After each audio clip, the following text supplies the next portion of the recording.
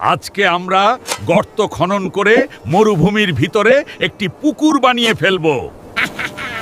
দাদু, এই পুকুরে আমরা মাছ চাষ করব। দাদু, তাড়াতাড়ি চলো, পুকুরটি পানি দিয়ে ভরে ফেলতে হবে।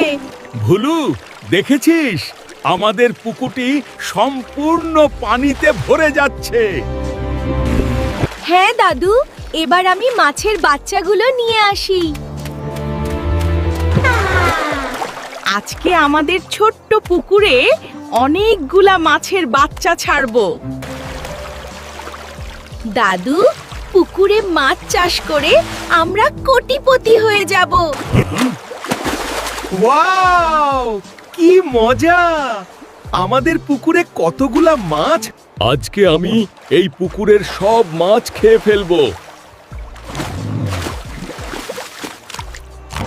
হায় রে হায়, আমাদের পুকুরের মাছকে খেয়ে ফেললো।